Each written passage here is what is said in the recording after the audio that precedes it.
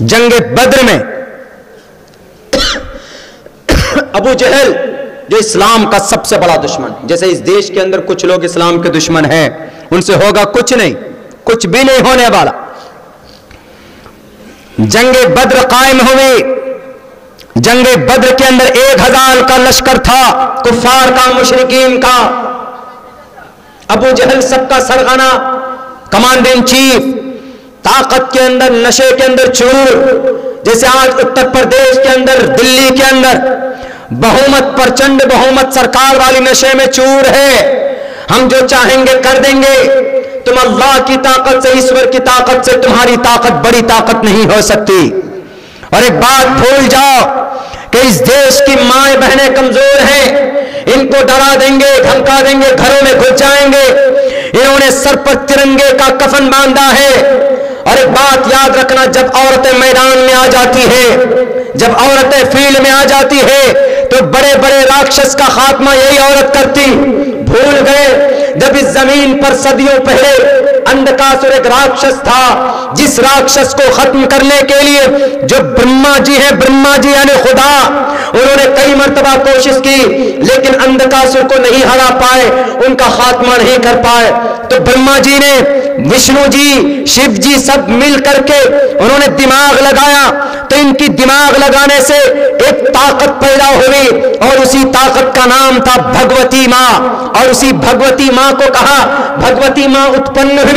میں ان لوگوں کو بتانا چاہتا ہوں، ان کپل مشرا جیسے کرپٹ نیتاؤں کو بتانا چاہتا ہوں، ہندوستان کے ان کرپٹ تمام نیتاؤں کو بتانا چاہتا ہوں جو اس دیش کی ماں بہنوں کو کمزور کرنے کے لیے ان کو ڈرا رہے، ان کو سنویدھانک لڑائی لڑنے سے روک رہے، ہندوستان کی ترنگا کو بچانے سے روکنے کے لیے بچانے سے روک رہے۔ میں ان لوگوں کو بتانا چاہتا ہوں، ان ماں کو کمزور مت سمجھنا، یہ برقعے میں ضرور ہے لیکن آپ یہ مت سمجھنا کہ یہ کمزور ہے۔ کیوں؟ انہوں نے اندکاسر جیسے راکشس کا خاتمہ کیا۔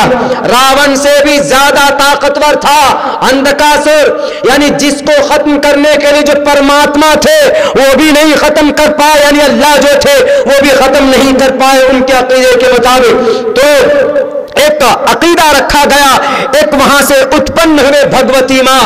تو بھگوتی ماں نے کہا کہ کیا پرابلم ہے بتاؤ۔ تو برہما جی نے کہا کہ آپ کو معلوم نہیں، یہ جو اندکاسر ہے جس نے ظلم کیا ہوا ہے پوری دنیا کے مانو جاتی کے اوپر، انہوں نے کہا کہ کرنا کیا؟ کہا کہ ان کا خاتمہ کرنا۔ کہا اگر ان کا خاتمہ کرنا ہے تو کوئی بات نہیں، وہ ذمہ داری میرے اوپر چھوڑ دیجئے۔ تو یہی بھگوتی ماں ایک عورت ہے، عورت کا شکل اختیار کر کے آئی اور انہوں نے کالی کا اوتار لیا، یعنی کالی کا شکل لے کر تب جا کر آسمان و زمین کے بیچ میں اس اندکاسر کا وध کیا، اس کے سر کو کاٹ کر اس کو زمین کے اندر دفن کر دیا تھا۔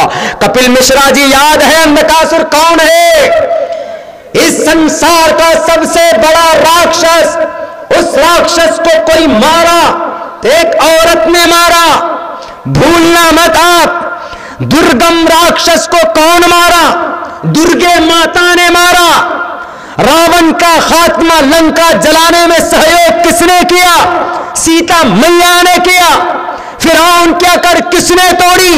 بی بی آسیہ نے توڑی۔ یاد نہیں بھول گئے ہو؟ اس دیش کے اندر انگریز کے ناک میں نکیل کس نے ڈالا؟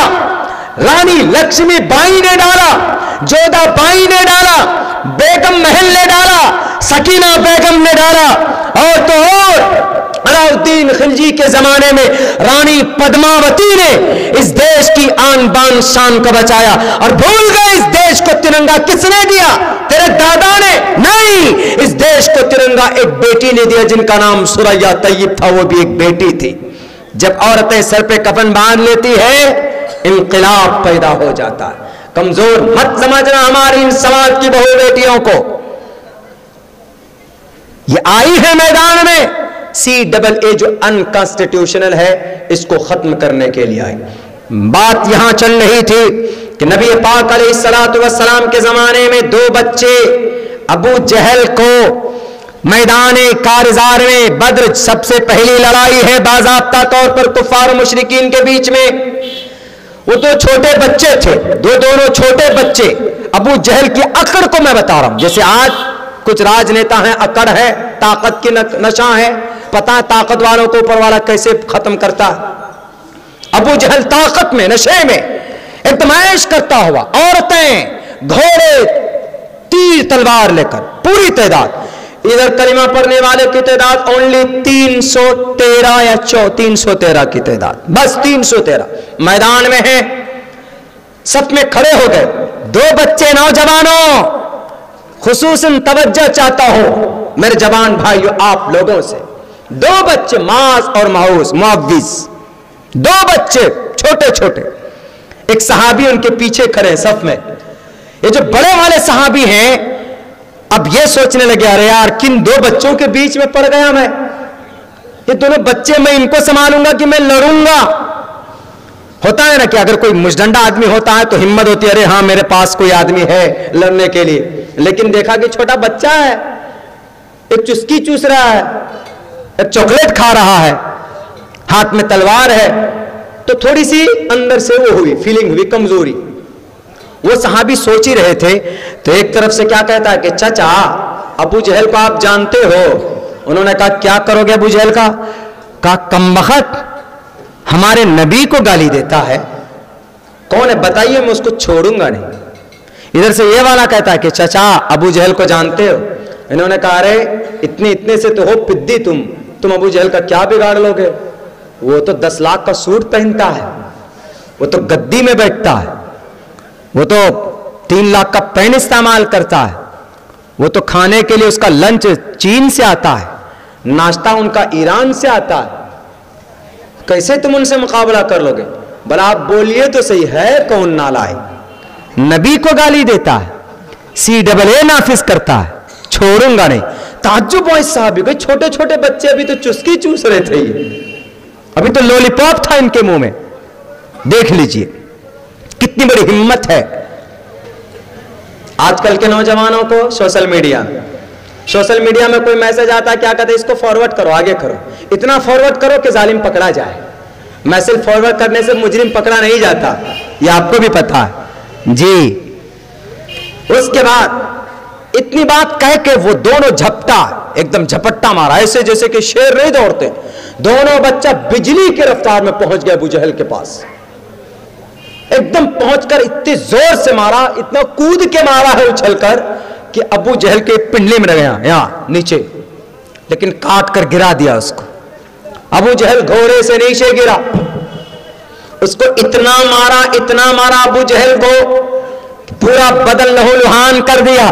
اسی بیچ میں ابو جہل کا بیٹا کرما آیا, آ کر ان دونوں بچوں کے ہاتھ میں بازو میں تلوار ماری, ان کی بازو کٹ گئی. ان چھوٹے چھوٹے بچوں کی کیا غیرت تھی, دشمنان اسلام کے خلاف اپنی عزت و آبرو بچانے کے لیے سب کچھ بھول گئے, ماں باپ کو بھول گئے, راستے میدان میں آ گئے. خیر بالآخر جب ابو جہل ادمرا ہو گیا تو ان کی سر کو قلم کرنے کے لیے, کاٹنے کے لیے عبداللہ ابن مسعود آئے. عبداللہ ابن مسعود وہی تھے جو کسی زمانے میں ان کا غلام رہے تھے ابو جہل کا. تو ابو جہل کہتا ہے کہ تو میرا غلام ہے, تم آئے ہو میرا گلا کاٹنے کے لیے. ایک بات بتاؤں, میری ایک ریکویسٹ ہے, I have a small request, میں تھوڑا سا ریکویسٹ کر رہا ہوں, میری اس اچھا کو تم پوری کر دینا. کہا کیا؟ کہا میری گردن جو کاٹو گے نا تم, اوپر سے یہاں سے مت کاٹنا, تھوڑا نیچے سے کاٹنا, یہاں سے. یعنی اتنا بڑا متکبر غرور والا آدمی مرتے وقت بھی تکبر کر رہا. کیوں تکبر کر رہا؟ عبداللہ ابن مسعود نے پوچھا تیری موت سامنے کھڑی ہے, تم کو بھیک مانگنی چاہیے کہ تم یہ بول لو کہ گردن نیچے سے کاٹو. کوئی بولتا ہے میری گردن نیچے سے کاٹو, وہ تو بھیک مانگتا ہے کہ مجھے چھوڑ دو, مجھے بچا لو, لیکن تم اب بھی تکبر کر رہے ہو. انہوں نے کہا کہ پتا ہے کون ہوں میں, آئی ایم اے کنگ, میں PM آف ہندوستان ہوں, میں ہندوستان کا پرائم منسٹر ہوں. جب گردن رکھی جائے گی لائن پہ, سر رکھا جائے گا لائن پہ, تو وہاں پر میری گردن سب سے اونچی ہونی چاہیے, میرا سر سب سے اونچا دکھنا چاہیے. کیوں؟ تاکہ لوگ یہ کہے او یہ سردار کا سر ہے, سردار کا سر. مردہ سردار کا سر ہے. تکبر اتنا تھا. لیکن اللہ نے ہلاک کیا کس کے ذریعے؟ 2 معصوم بچوں کے ذریعے ہلاک کروایا. دنیا کے اندر تکبر کرنے والے انسانوں، تکبر کرنے والا آیا تھا فرعون. اللہ نے زمین، آسمان و زمین کے بیچ میں لٹکا دیا.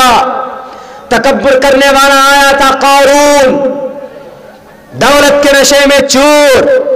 اللہ تبارک و تعالیٰ نے فخسفنا بہ وبدارہ الارض، زمین میں دھستا چلا جا رہا ہے. آج بھی اس زمین میں آیا تھا تکبر کرنے والا کون؟ نمرود. پوری دنیا میں جن کی حکومت تھی، پوری دنیا کے اندر جن کی حکومت تھی، 4 بادشاہ سے گزرے، ان میں ایک نمرود بھی تھا. نمرود کو اللہ نے مچھر کے ذریعے ہلاک کروایا. ایک مچھر ناک میں گھسا اور پورا دماغ کو کھانے لگا. وہ کرونا وائرس بن گیا اس کے دماغ میں. اور جب تک چپل سے سر کو نہیں پٹواتا تھا تو اس کو سکون نہیں ملتا تھا. چپل سے مارتے مارتے اس کا سر کا بھیجا پھٹ گیا، مر گیا اس زمین پر. کیوں؟ متکبر تھا، غرور کے اندر بدمست تھا. اللہ تبارک و تعالیٰ نے کہا کہ زمین پر پورے برہمانڈ کے اندر المتکبر القہار الجبار صرف میں ہوں اور کوئی نہیں ہے. اگر میرے سامنے کوئی کھڑا ہوگا تو اس کا یہی حشر ہوگا. نمرود بھی آیا تھا، اللہ نے ان کو بھی تباہ کر دیا. ہٹلر آیا تھا، اللہ نے ان کو بھی تباہ کر دیا. چنگیز آیا تھا، اللہ نے ان کو بھی تباہ کر دیا. قارون آیا تھا، اللہ نے ان کو بھی تباہ کر دیا. اس زمانے میں اگر تم ہو ہٹلر، 313 پرچنڈ بہومت لے کر آئے ہو تو قیامت تک لکھوا کر نہیں لائے پرماتما کے گھر سے. کیوں؟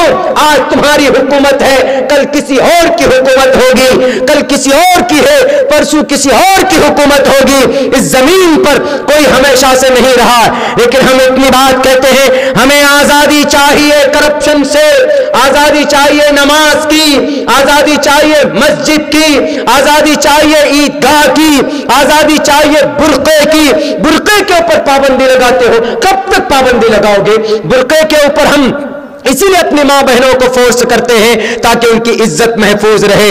اللہ کا قرآن کہتا ہے قل للمؤمنات یغضضن من ابصارهن ويحفظن فروجهن ولا يبدين زینتهن. اے عورت کی، اے سماج کی عورتوں، بہن بیٹیوں، اپنی خوبصورتی کو ڈھکو.